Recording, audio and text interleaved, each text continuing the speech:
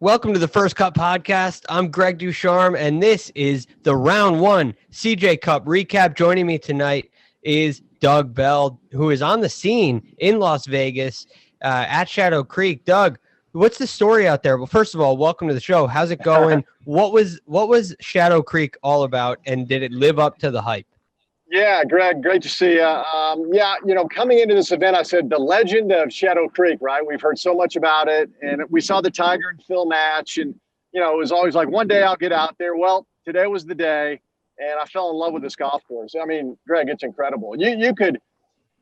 I could blindfold you, fly you in a helicopter, and drop you down in here, and you would never know you're in Las Vegas.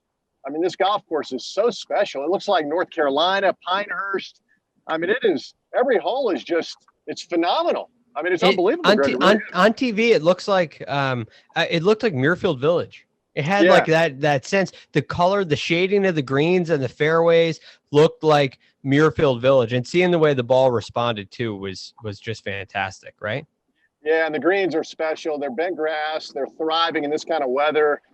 The players are just raving about the greens. You hear that from the players a lot. Hey, these are the best greens we've ever played, blah, blah, blah.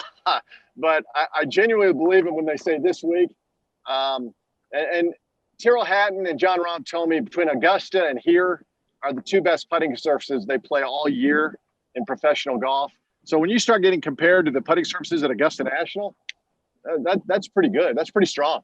Yeah, I mean, it's like comparing a basketball player to Michael Jordan, right? It's like giving Right. Colin Morikawa a comparison to Tiger Woods based on an early start. It's a big deal, right? It's a lofty comparison. But I will say, Doug, it looked like the ball on the greens was behaving a little bit like Augusta National, which was great to see. And one player in particular really looked ready for this round. He looked like he was ready for the Masters, ready for Augusta National. It was Tyrrell Hatton. He lit it up today. And he was a player that I wasn't really thinking was going to be in the mix, coming off of a win overseas, a long trip, and kind of, you just got to win. You just reached your peak. And yet here he is, our round one leader. What impressed you about him so much today? Ball striking, which is always his MO. I mean, he's a great iron player and vastly underrated. I mean, on this show and others, I mean, we talk about it probably more on this show than anybody else. But when you ask just a general reporter who are the best ball strikers, they're not going to mention Tyrrell Hatton, but they should. And he was number one in strokes gained approach shots today. Picked up like 4 shots in the field. He does it every time he plays and plays well. Did it at the Arnold Palmer. Did it last week at Wentworth. I mean, this guy hits great iron shots, and his putting was good today. Did admit he has jet lag, has a sore throat. He's really tired, was exhausted, got frustrated with himself today on a couple of holes because he said he was so tired. But all in all, it's just he continued to stellar play from last week. I don't know if he can sustain that because he's traveled a long way from England to Las Vegas. But we'll see. He said he hopes to get a good night's rest tonight. And I think that'll be key for him going forward. Do you think that's enough?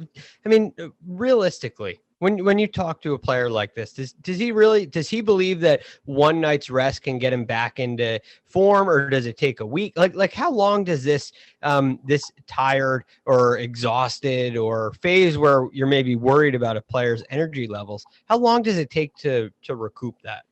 Well, I think it depends on the person, number one. I think if you ask Gary Player, it doesn't take any time at all. Gary Player's the ultimate optimist, and, of course, always kept himself in great physical shape. I think for a guy like Hatton, he feels, and he told me, he said, listen, I'm going to go to bed early tonight. I'm going to try to get my clock back on schedule, at least close to it, because you've had jet lag. I mean, it stinks for 2 or 3 days. You're just not quite yourself. And so I think he wants to try to get back on track to try to sustain this. Be pretty special to win what he did last week and then win again against this field. That would be pretty incredible. I don't think he can do it because I think he's going to run out of gas, but we'll see.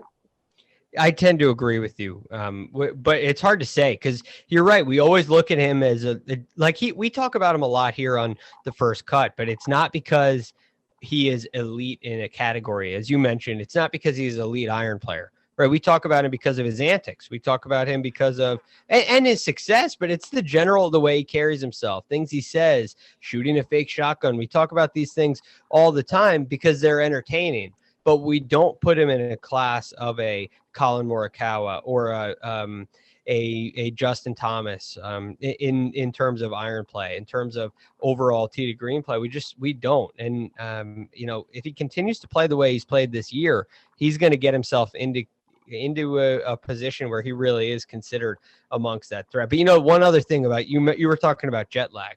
And I've always wondered with PGA Tour players, especially of his caliber, the way that they're flying is a lot. They're not flying in the cattle car, right? But here's the thing about flying over after a win. It's one thing to get a good night's sleep on a flight, but you win a golf tournament, you're not sleeping, right? Right. You're so excited. So I do think there's a fatigue factor. It was an impressive round today, and I'm curious to see how it plays forward for the rest of the week. But speaking of the rest of the week, Doug, is there a player here that you think going forward has a real shot? If you think that Hatton is going to get, kind of run out of gas, who's the next guy you're looking at that's going to jump up on top of the leaderboard? Jon Rahm. I think Rahm is the guy. And he shot a solid 500 today. And I think he's the guy who can become number one in the world again, because Dustin Johnson is not here because of the COVID test. And he finishes top 4 or higher, Jon Rahm will be the new number one again. But I think he's in line to win this week. I just think he's well rested. He seemed very confident when I was talking to him. Absolutely loves the golf course. And it was funny. I said, hey, do you like these fast greens, or these kind of greens you like? And so he said, oh, are you asking me if I like absolutely perfect greens? He said, yeah, I do. Because he said, once you pick a line, it's going in. If you pick the right line, it will fall on these greens. So it sounds to me like a guy who's ready to become number one again and also win this week. His game is so strong all around. Yeah. And we had a little chat before the podcast, and Kyle was saying, hey, watch out, alert. He sent us all an alert saying, hey, watch out. Jon Rahm lost strokes gained putting today, which, our model here on the first cut, we talk about the guys that putt poorly and still shoot good scores are guys that are likely favorites heading into the next day. And if you look down this list, you have Jon Rahm, who led the field off the tee. He was 4th approaching the green, and he was 42nd in the field putting. He lost 0.04 strokes putting. So he's the guy that you look for and say, okay, yeah, I think he's going to have a great performance, especially if he likes the greens. Not only did he lose strokes on the greens, but he likes them. So that gives you another bit of confidence. And one other thing that I will point out, Doug, the top 2 players on the leaderboard are 1 and 2 in strokes gained approach the green.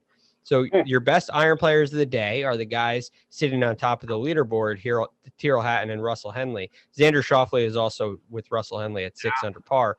He was 14th approaching the green. But I think with Jon Rahm sitting there at 4th approaching the green, his iron play looks to be in pretty good form. Is there anybody else that jumps out at you? Schauffele, obviously, you mentioned him. I think these kind of difficult setups fits him perfectly. He thrives in tough setups. He really does. This course, by the way, Greg, is going to get tougher. We saw good scores today. This morning, when Tyrrell got off to that birdie eagle start, there was no wind. It was ripe for the picking. But this course, those greens, they can put some hole locations on there that are going to drive these guys crazy. By Sunday, this place is going to be really, really tough. And I think the cream will rise. We're talking about Rahm and Schauffele, maybe Hatton if he can stay awake. Guys like that. In this kind of field, it weeds. There's not going to be any pretenders come Sunday on this golf course against this field.